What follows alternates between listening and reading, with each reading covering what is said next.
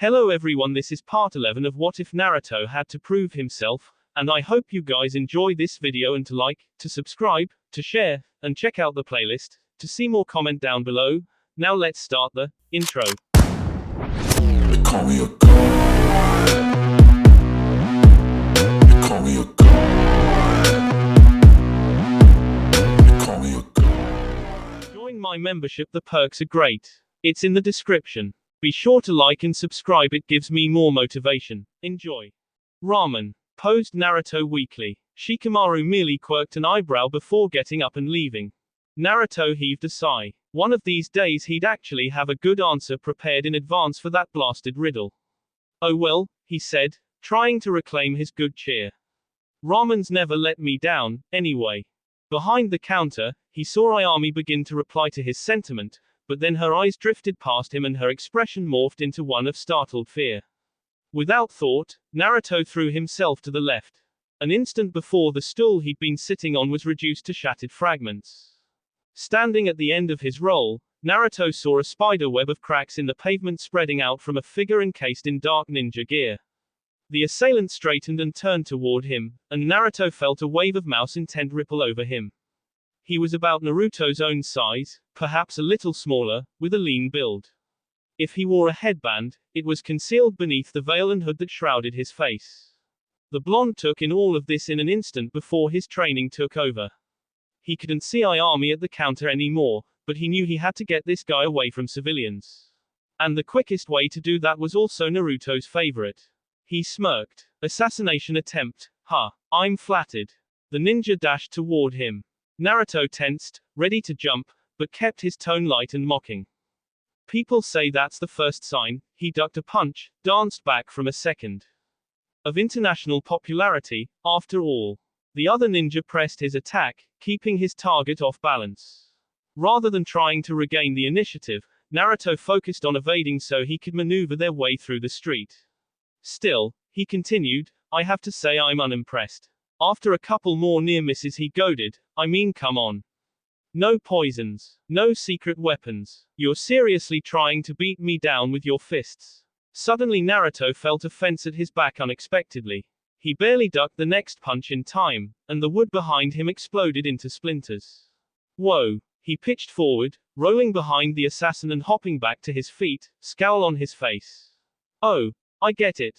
Bruiser, huh. In that case, Naruto glanced around. They'd worked their way into the unused alley around the corner. The assassin had already turned and lunged. He paused, possibly out of sheer bewilderment, when a pair of chopsticks bounced off his veiled face. That moment of hesitation was all Naruto needed to sock him across the head. As he reeled from the blow, Naruto created 8 shadow clones and launched his own offensive. None of them actually struck, however.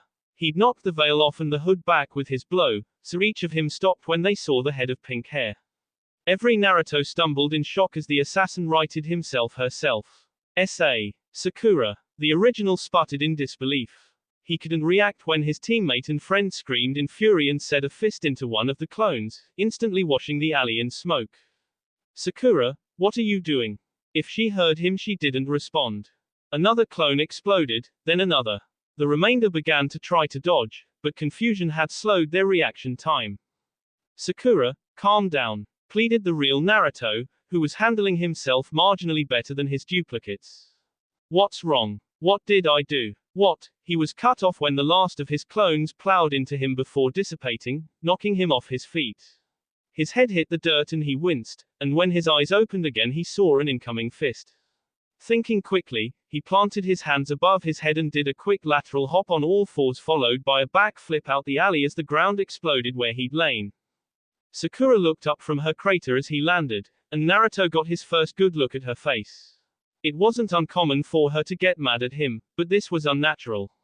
Rage twisted her mouth into a snarl, but it was hate that tightened her features, an emotion he could easily identify from practice. Her eyes were hard but unfocused, as if staring at something off in the distance. That both relieved and worried him. She's being controlled, someone's messing with her head.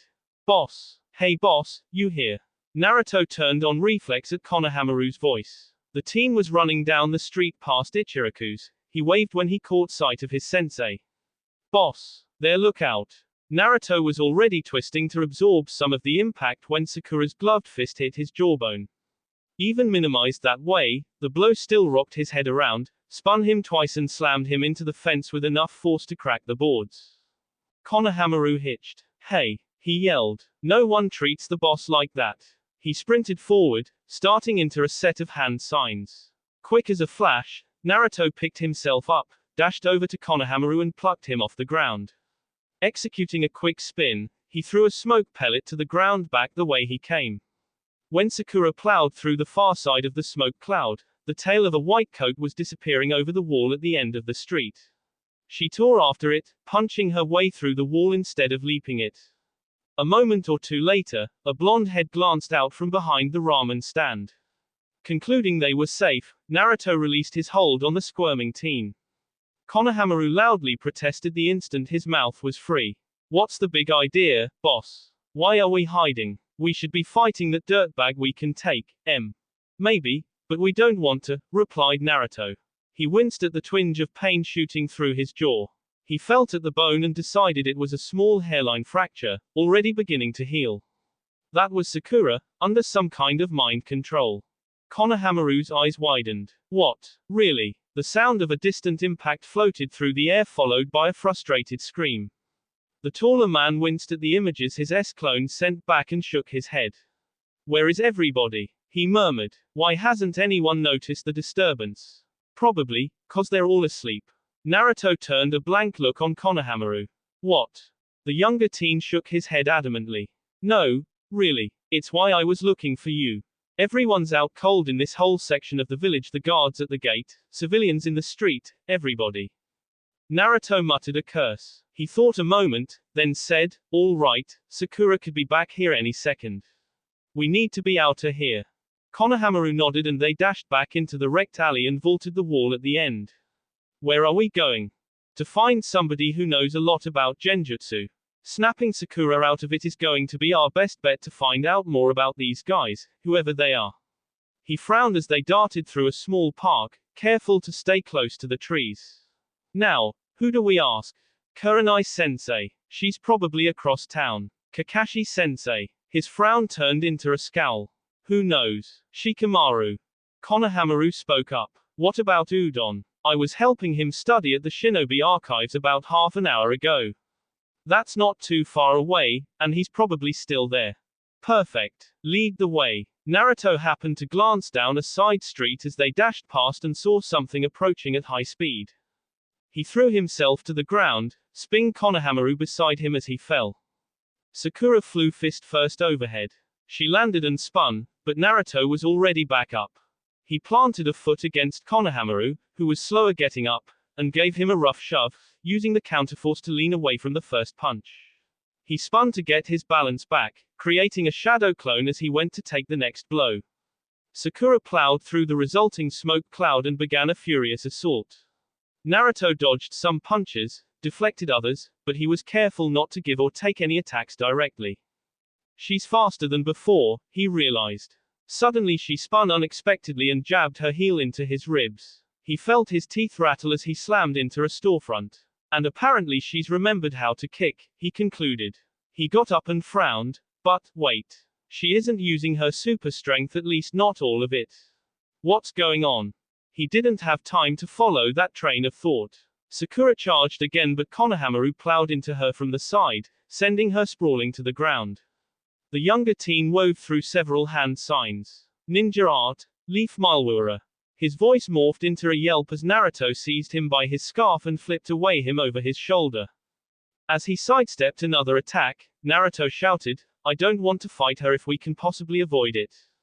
Konohamaru, who'd caught himself on a high wall, grimaced and replied, she's not going to make that easy, boss. Sakura lunged at him again with a scream, but Naruto was ready.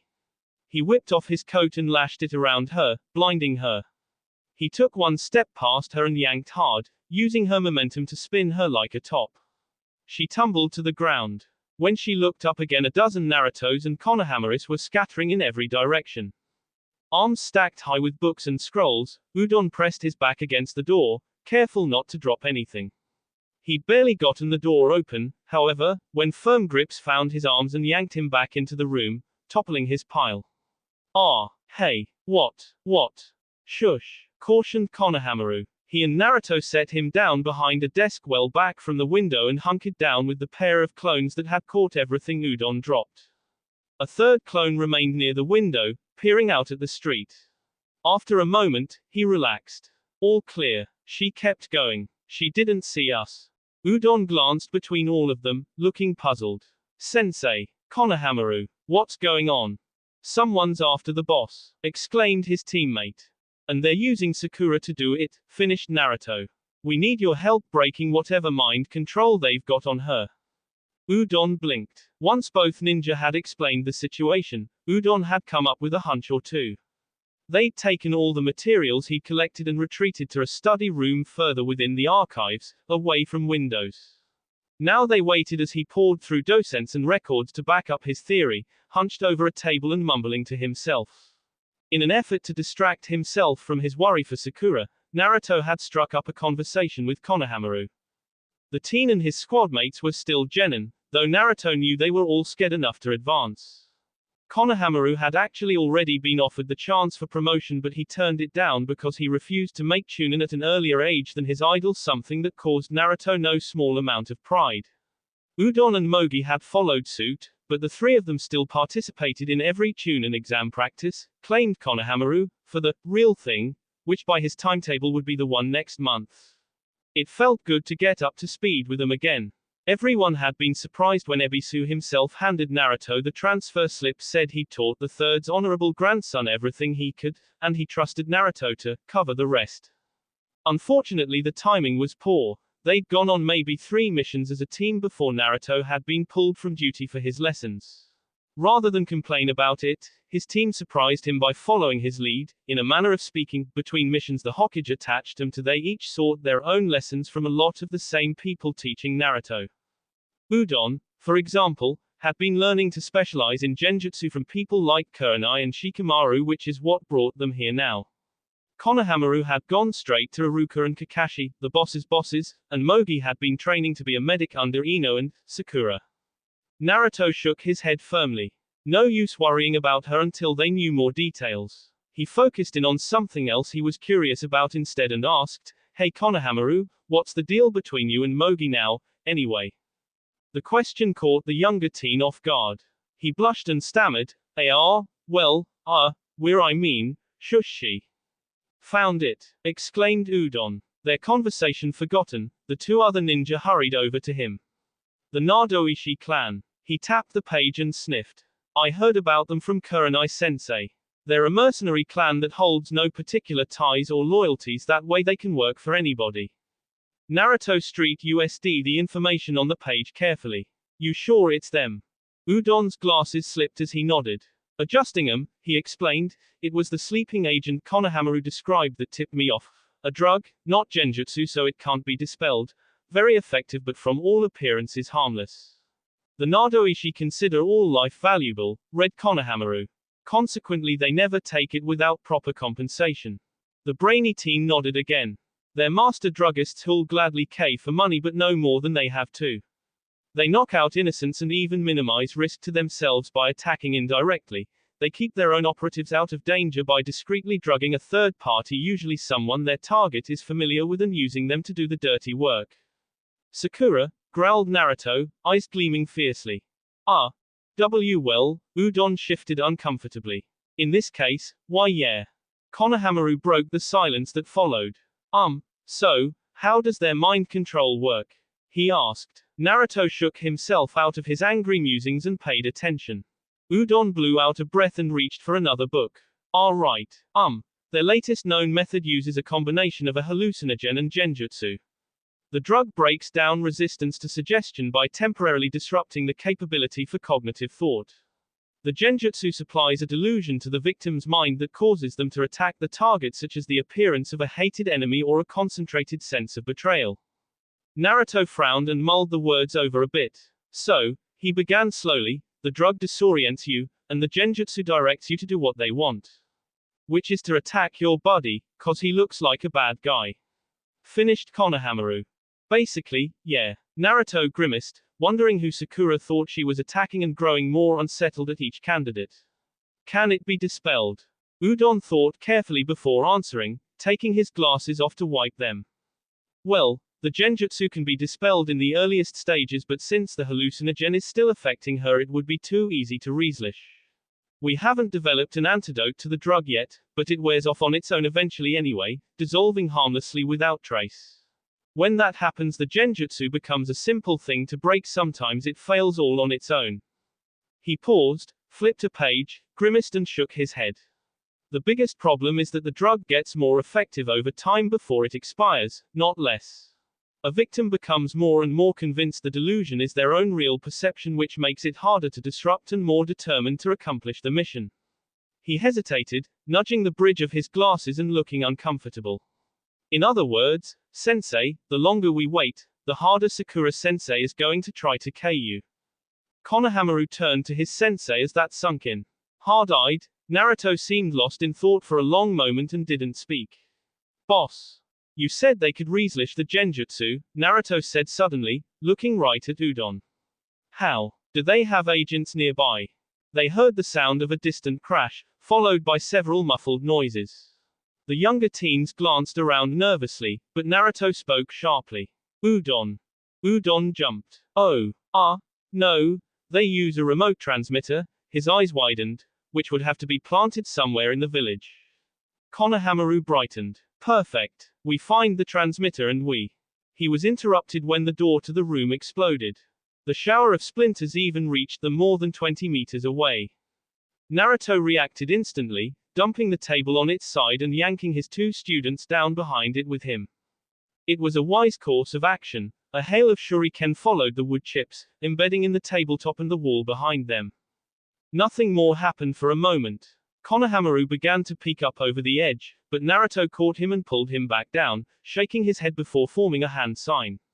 A shadow clone popped up to try and vault the table, but before he could even lift a foot they saw him stiffen and then he exploded as a sturdy bench hurtled through the space where his head had been. They covered their heads as the bench shattered against the wall with enough force that several pieces stuck. Okay, here's the plan, barked Naruto, unconcerned that Sakura could overhear. She seemed content to throw things at their refuge as she slowly picked her way toward them. They felt several more impacts at their backs and breathed silent thanks. It was thick table. We split up. Udon, get to the Hokage and tell her everything. Konohamaru, you and I are going to look for that transmitter. Head toward the center of town. They probably set it near there to keep as much of the village within range as they can. Udon nodded, but Konohamaru looked uneasy. You say that like you're not coming with me, boss. Naruto smirked with chagrin. I'm not. She's after me, so I'm going to draw her away from both of you. His protege frowned. Like heck you are. I'm not about to leave you to a super-powered psycho by yourself even if she is a teammate. The table shook behind them, as if to emphasize his point. Naruto gave him a stern look. Konohamaru. Not going to happen, boss. You need me. Udon glanced uncertainly between obstinate expressions for a moment, before Naruto snorted. Stubborn kid, he said with a true smirk this time. He pivoted and rolled onto his back, bracing his feet on their rapidly deteriorating shield. Blame my sensei, replied Konohamaru with the same expression, preparing to move. Naruto glanced between both of his students. Ready guys. Just after another impact he shouted, go. And kicked hard, launching the overturned table. Sakura, who was almost upon him, reflexively slammed the chair she held down into the projectile, seeing both. Trailing shinobi wire between them, Konohamaru and Udon dashed past her, catching her off her feet. They pinned the ends down to trap her almost without stopping. It wouldn't hold her for long, of course. Almost instantly she broke the threads and jumped up again. But that was all the time Naruto needed to follow the boys out the gaping hole where the door had been, trailing shadow clones to distract her as he went.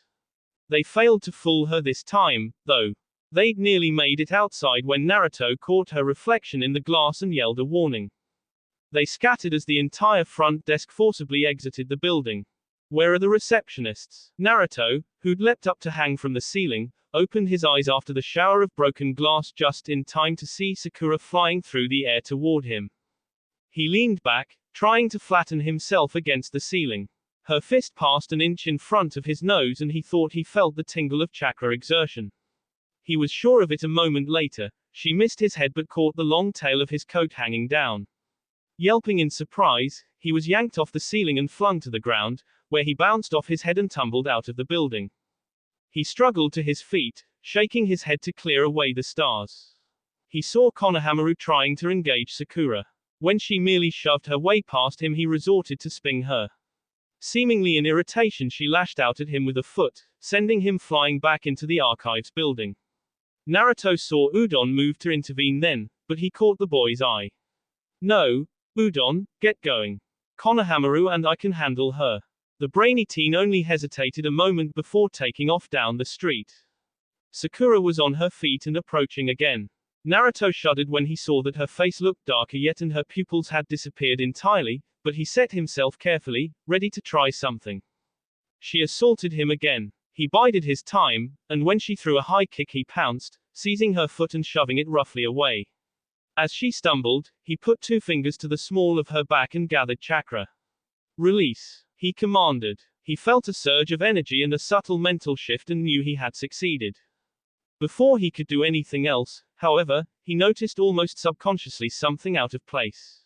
When he realized what it was, he did a double take. For a moment he thought he'd seen Konohamaru stepping out through the door of an entirely undamaged building.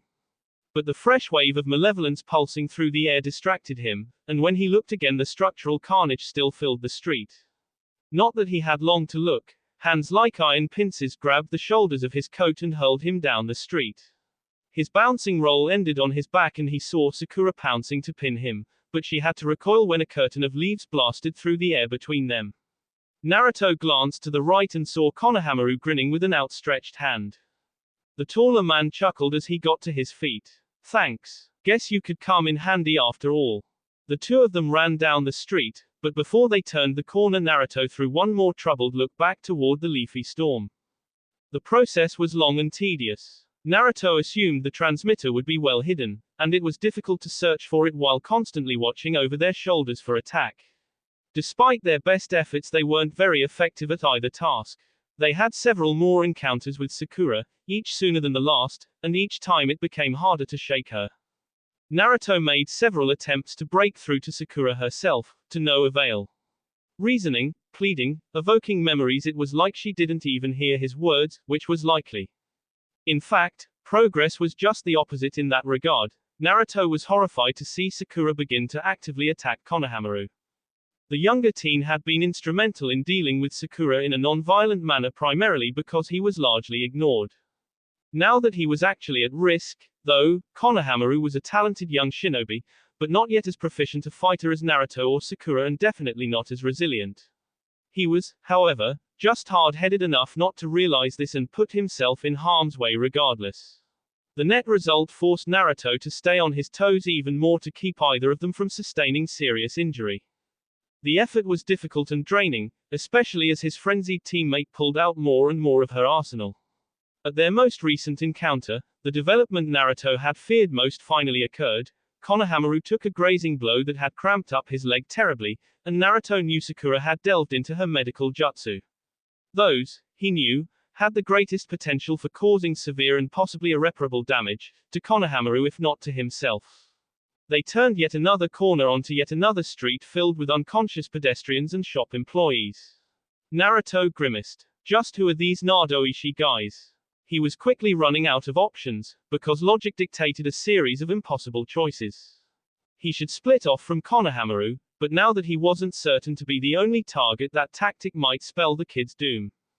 They could lay low and wait it all out, but Sakura seemed to find them with uncanny ease. He no longer held any confidence they could hide from her, nor that he could protect them both until the drug wore off. He'd already tried sending out a spread of shadow clones to search, but that had backfired by attracting Sakura right to them. Naruto wasn't anywhere near the limits of his stamina, of course, but he was beginning to worry about what might happen when he got winded. He could always draw on Fox chakra, but that power-loosened rational thought made him too volatile. Above all else, he wanted to avoid losing control on her. That, of course, led to the most sensible decision he couldn't make. They should be fighting back, trying to incapacitate Sakura until the right people showed up to treat her, which Naruto was endlessly frustrated hadn't happened already anyway. Where were they? It wasn't as if he didn't know how to detain a target without seeing it, but fighting Sakura, it was an action he couldn't move his body to commit, nor his mind to allow. It wasn't in him. The same question ran undercurrent to the entire tense deliberation. Where is that blasted transmitter? Hey, boss, when did the post office get an antenna like that? Sakura never confused how she felt about Naruto again. When they'd first met, he'd been that weird kid her parents hadn't trusted. She'd remained distant then, and eventually decided with Ino and the rest of their friends not to like him. They told themselves it was because he was a brat, loud and dumb and rude and immature to the extreme, and they shunned him appropriately. He hadn't improved any by the time they graduated the academy. She'd been as dismayed to be assigned the same squad as Naruto as she'd been delighted to be placed with Sasuke. She despised him even more during those first months, largely because of how he'd antagonized Sasuke, whom she adored, and nowadays she was ashamed to admit that the knowledge Naruto in turn had a crush on her only made her nastier to him yet. Gradually, though, through his own dogged persistence he had begun to grow on her. His devotion and selflessness became harder to ignore, and every time she saw him reach out to the horribly ill-fated or risk his life for their team, she understood a little better that he had a truly caring heart. He was even instrumental in getting Sasuke to open up to them more, able to reach parts of their teammate she couldn't. Even as her love for Sasuke grew, so did her affection for Naruto. Then the unspeakable happened. Sasuke turned his back on them. Unable to stop him herself, she'd gone to Naruto, certain he was the only person that stood a chance. It only occurred to her later the cruel irony of her request. In her desperate begging and heart-letting of how important it was to her that he retrieve Sasuke, she completely forgot the feelings Naruto had for her. He'd been silent for all of a heartbeat, before flashing his famous grin and making her a promise. She knew he had personal reasons of his own to go after Sasuke, but his promise had been to bring him back to them to her. She realized later the full import of his words and his actions. From then on, he'd vowed to make her happy even if he wasn't the one for her. At that moment, he accepted that his feelings were not returned and he put her first anyway. She hadn't known what to think of that. Especially since he nearly got himself killed following through. Especially since he disappeared for 2 years to make good on that promise. During that time, she realized she really knew next to nothing about him or his past, so she'd done some research. When she found that much of it was top secret, she'd been shocked. But then she had to know, so she settled for snooping. What she found out, well, it was definitely a humbling experience. Every disparaging word, every nasty thing she'd said to him came back and burned in her ears again. Every time, she remembered he'd just bore it and muscled on through. She'd been ready for him when he came back. He was taller, smarter, and a lot stronger, but the same boy he'd been when he left. She remembered trying to figure out why he seemed so different to her. She decided it was the time he'd been away, and her new perspective. He'd become the brother she'd never had. Sometimes he was a younger brother, a good-natured tease, obnoxious sometimes, a goofball who loved to make her laugh. Other times, he was an older brother, protective, a source of advice and a shoulder she could cry on. Always he was looking out for her, and she knew she could talk to him about anything. When Sasuke had SD, Naruto had been the older brother a lot. She'd needed that shoulder for a long time. And though he surely felt a lot of the same pain and loss she did and more perhaps, in a different way she only once saw him let it show. The rest of the time he was careful not to burden her with his troubles again, putting her first. Eventually, things returned to normal. More and more Naruto was able to play the little brother. Occasionally she screamed at him, sometimes she had to discipline one of his pranks, but usually she found herself laughing at his antics. Everything was just the way it had been before, except for one thing. It was then that she realized that she could love him. She'd grown to care about him deeply. They were already the closest of friends, and the affection between them had only grown over the years. He seemed content to remain that way, but she felt certain that if she acted on her feelings he would reciprocate. It was so enticing that she almost went through with it. And yet, she didn't. She held herself back, because one little piece of herself couldn't let go of Sasuke. She could see herself marrying Naruto, and she could even see the two of them being happy together.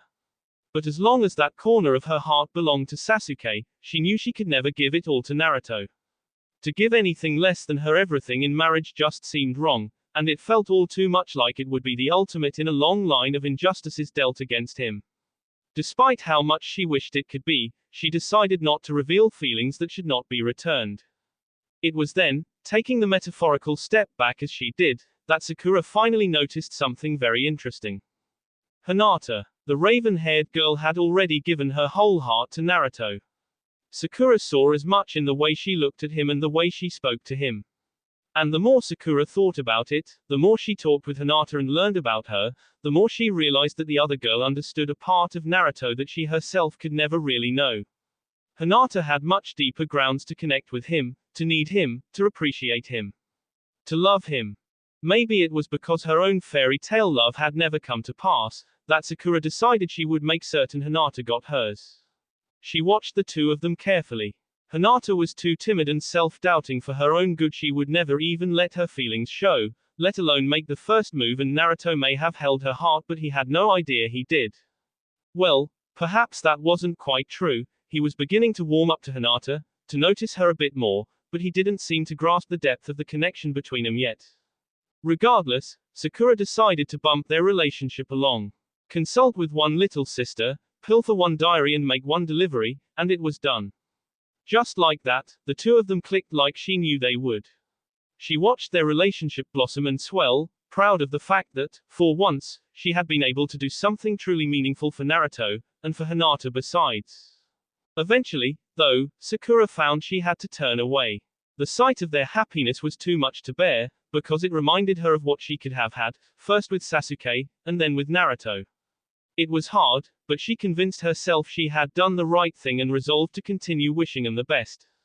That did not mean she didn't still suffer occasional moments of selfishness. That didn't mean she never felt like venting all of her hurt and sadness and loneliness with a few punches. Concerning that little impulse, current circumstances were altogether too accommodating. There was an open yard in front of the post office. The duo crept up on it under cover of the neighboring park's trees. Then Naruto straightened and strode right into the open, realizing it was too late for Sakura to swoop in and ambush them. Too late, because she stood directly in their path. She saw them but didn't charge, and the hate in her expression had been replaced by hard-eyed determination. How did she, began Konohamaru, changed their illusion to a guard mission? Who knows, offered Naruto. Even as he spoke, he realized it wasn't all that hard to explain the ease she'd had in finding them. Her controllers just had to have her sweep the areas surrounding the transmitter for the only moving humans. Now he just hoped Udon was alright. Naruto shook his head. Now wasn't the time for that. He picked up his pace, Konohamaru right with him. Sakura limbered up, ready to pounce, and he wondered briefly if she thought they were Orochimaru and Kabuto coming for Sasuke again. To his protégé, he said, Ebisu. Evade Plan B. Ready. The younger teen chuckled. Oh, yeah, I remember that one. He produced his old pair of goggles and strapped them on. They took 3 more steps and Naruto burst forward, dashing with startling speed right up to Sakura. On reflex she set him squarely on the jaw, but then he exploded in a puff of smoke and a short log dropped to her feet. The flashbomb tied to the log went off immediately, pulsing a blinding light in a disorienting pattern. Several smaller explosions sounded nearby, and when the light finally faded, the yard was buried under a dense curtain of smoke. Naruto flew out of the haze by the building and ran up the wall. He'd made it about halfway up when he realized Konohamaru wasn't beside him. Something slammed into the building below him and a sense of dread made him pause. The smoke had cleared just enough when he looked down that he could see the younger teen pressed flat against the wall. He threw a glance upward again, a half dozen more steps and he'd reach the transmitter. Come on, Konohamaru, get off the ground. Then he saw the chakra pulsing hand pressed against his chest. He saw how rigid Konohamaru's limbs were and knew the kid was paralyzed. The billowing smoke washed away, revealing Sakura at the end of that hand. He saw her other fist seeing back and knew the boy was about to S. There was no time for tricks. No time for thought. Naruto dropped. He landed between the two of them and threw his arms wide, covering Konohamaru as best he could. The fist flew and he closed his eyes, silently apologizing to Hinata for getting himself ked. Instead of a crushing impact, however, he felt a gentle flick to his forehead. Confused, he cautiously opened his eyes again. He was stunned to see a warm smile on Sakura's face, no longer hard or hateful in the least. "Ha, Sakura, what? You never threw a single punch," she said abruptly, her smile unwavering. Any sane person would have defended himself, but not Naruto. Never kind-hearted Naruto. All along you thought of everyone else first, even me. Sakura, I don't understand. Has the drug worn off? She laughed. There never was a drug, nor a transmitter, nor a mercenary agent, Naruto. He glanced behind him to see Konohamaru, unscarred and grinning, then turned back when Sakura touched his shoulder. She looked him in the eye. Your enemies are not always honorable, she said seriously. They will try to attack you through the people you care about. Many would see the way you acted today as a sign of weakness. Her eyes softened, but the Hokage has always been one to s himself first. I, for one, would much rather follow a leader willing to lay down his own life than one who calculates acceptable loss. She stepped back and smiled again. Congratulations, Naruto. You passed the test of compassion, as I knew you would. For a moment, Naruto was too stunned to speak. Then, shaking his head and finding his voice, he said, "Look, Sakura, I'm glad you're okay, and believe me, I'm glad to pass another trial, but don't you think you were a little extreme? I mean, smacking me around is one thing, but knocking out all those people and breaking all that stuff." "Oh, no, everything's fine, boss," blurted Konohamaru. Naruto gave Sakura's amused expression one last glance before turning to the younger teen. "See, Sakura-sensei wasn't the one under a genjutsu, boss, you were." "That was my doing, sensei," a new voice said, and Udon stepped around the corner. Holding up 2 fingers, he said, "Release." The air popped and Naruto looked around. The last traces of smoke in the yard had vanished, and the handful of people coming and going from the post office were giving them strange glances as they passed. Konohamaru moved over next to Udon as the brainy teen explained, "Most of what you saw was an illusion. No Leaf Village property suffered much damage, and the entire trial was conducted without interrupting the citizens' daily life." He hesitated and glanced over at Sakura. "I'm not very good at simulating sensations yet, though, so Sakura-sensei had to hit you for real."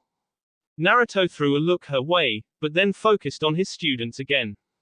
They looked altogether too smug about their role in all this. He narrowed his eyes. "So let me get this straight. You guys set me up to get the snot kicked out of me while being paraded all over town looking like an idiot. Is that about right?" The smug expressions wavered a little.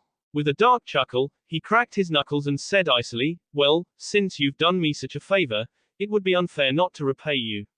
Next training session, I think I ought to give each of you a little one-on-one sparring practice." The blood drained from their faces, but Naruto heard a quiet but distinctly girly giggle from somewhere. "Mogi," he called sternly. There was a short gasp followed by silence. He sighed. "Too late, Mogi. I know you're there." Reluctantly, the redhead dropped out of the nearest tree and shuffled over to her teammates. Hey, sensei," she murmured sheepishly. "Aha." He raised an eyebrow expectantly. "And just what was your role in this whole mess?"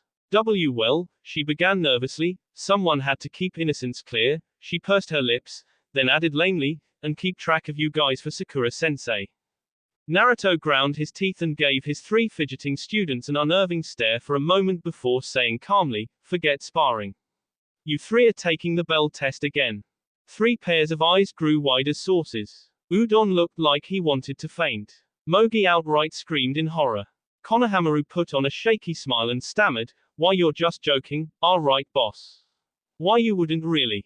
Naruto cut off his desperate plea. "Remind me, and we'll talk about it later. For now, just get out of here. Go have some dinner or something, I dunno." He shooed his hand dismissively. The trio of teens wasted no time following his direction. Beside him, Sakura chuckled. "Think they'll actually remind you?" He laughed too. "If they do, they deserve it." She gave him an admonishing look. "Don't be too hard on 'em, okay? This whole thing was my idea. They were just so eager to get in on the trials that I let them help me." "Nah, don't worry about them," he said with a wry look. "My pride took a hit, but I'm not really mad at them. It's good they know I care about them." She nodded, and they fell into silence. Just as it was becoming awkward, she coughed. Well, she began. Naruto. Suddenly Hinata appeared at a run. Anxiety clear on her face, she was looking her fiancé over even before she reached him. Are you okay? You're not hurt, are you?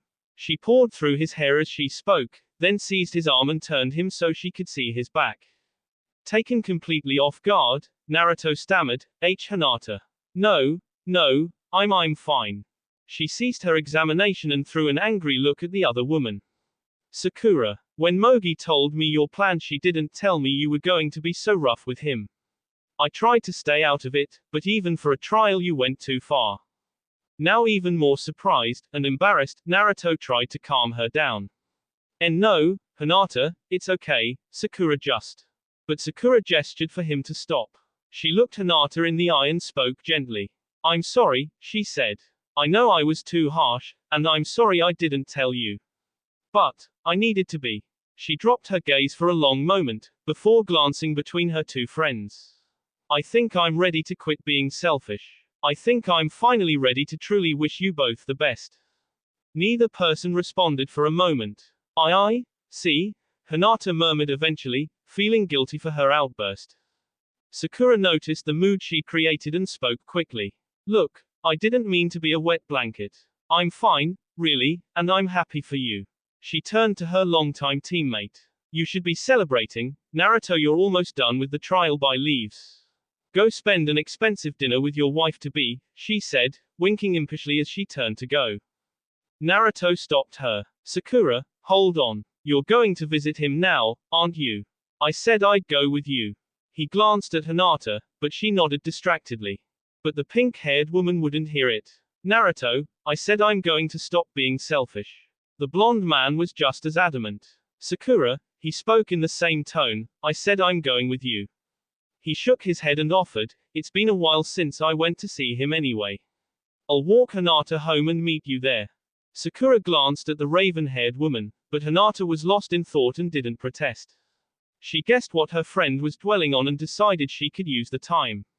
All right. It had rained last year. Today the sun shone as it sank toward the horizon, but it did little to lighten the weight of the occasion. Naruto met Sakura at the start of the path, and without a word they turned and walked together through the trees. They would be alone again this time, as was often the case. Sometimes Kakashi-sensei would wait and join them, but usually he paid all his respects at once, early in the morning. Sai didn't share the connection they did, and he wanted them to believe he didn't see the point in remembering the S anyway. When they arrived, Sakura knelt and placed a single, fresh-cut rose at the base of the stone next to the one she'd put there last week. Back when her loss was new and her grief was fresh, she'd been here nearly every day pouring out her heart and her tears. As time passed and she began to heal, she'd been drawn to come less and less, but she still made it a point to visit at least once a month more frequently as the day approached. Meanwhile, Naruto cast a long, somber look at all the names too numerous on the polished stone before coming to rest on the one they'd come to see. It had been a long uphill battle to get Sasuke's name added to the Leaf's memorial for fallen comrades. Without even a body to bury, the elders had wanted to let the traitorous Uchiha leave no mark on the world at all, to rest in anonymity like his brother. Naruto had bristled and refused to let them have their way, but the council had equally balked at his request to put Sasuke's name among the village's treasured heroes. Even burning what influence they granted him for his role in defeating Akatsuki, he would not have succeeded if Tsunade had not threatened to hold a grand and very public parade for the two boys instead. Reluctantly, the decision was announced to slate Sasuke Uchiha on the memorial, if only because he had ended Orochimaru's threat. Naruto suspected the grudging compromise was the source of at least part of the council's current resentment toward him, but he couldn't find it in him to care the slap on the back from Kakashi-sensei and Sakura's profound look of gratitude those years ago more than made it worthwhile. Sakura stood and together they performed the proper customs of respect. Then they spoke to Sasuke as if he were right there with them, telling him about their lives and sharing the latest events in the Leaf Village as they all used to do whenever one of them was ill. They mused about what he would say and how he would react, and the conversation played out in their minds as it would have back then. 2 years ago, when Sakura had been particularly given to gloomy thoughts, she'd wondered aloud whether they'd even actually known Sasuke anymore before he SD. Naruto had firmly refuted the idea. He was absolutely certain the boy they'd counted their friend was still there in the end, and his confidence reassured her. Presently, the sun began to dip below the trees, the only indication of the hours that had slipped by unnoticed. The two friends bid the third friend farewell. Sakura promised she would come again soon, before slowly retracing her steps out of the clearing. Naruto lingered a moment or two longer. He stared at the name on the stone and wordlessly let the one promise he'd failed to keep weigh down on his shoulders. Then he shook himself and went to catch up with Sakura. Already grinning, he reminded her of the one and only time they'd gotten milk to squirt out Sasuke's nose. While she was still laughing, Sakura topped him by recounting that epic snowball fight they'd had with Team Guy. Do you remember the look on his face when? Or how about the time? Did you know that once? Their steps grew lighter as the good memories overwhelmed and obscured the painful ones. By the time they reached the point where they would part ways, they were almost sorry their reminiscence had to end. They faced each other in the crossroads. One street led toward Sakura's house, one toward the Hyuga compound. Sakura breathed a contented sigh. Thanks for this, Naruto. It probably did me more good than I even realize. Naruto grinned. Hey, friends watch out for each other, right? Especially teammates. She chuckled. Right, especially teammates. Her expression grew more serious. But now you have a fiancé to take care of. Has Hinata told you yet? His eyes hardened but a rueful smile remained on his face. Yeah, she told me when I took her home earlier, and I'm still kicking myself. Of all things I could possibly forget, I can't believe I didn't ask her father's consent. He chuckled. Now we get to tell Hiashi Hyuga, head of probably the village's biggest stickler for tradition clan, that we got engaged under his nose. Are you nervous? Asked Sakura, curious. I'd be lying if I said I wasn't. Naruto shrugged. But I love her, and I promised her nothing would ever drive us apart. She smiled and nodded. You've never been one to let stuffy old rules and customs slow you down. And you know how stubborn I can be following through on a promise, he finished, winking as he turned to go. She watched him walk away. She did know, or at least well enough. She knew, for example, that Hinata was a very lucky woman. She turned and took her own street, warm smile still on her lips. Neither of them would probably ever realize all of what she'd done for them. But you know what? She was okay with that. That will be all for this video. Be sure to like, subscribe, share, and comment down below for more videos. Goodbye.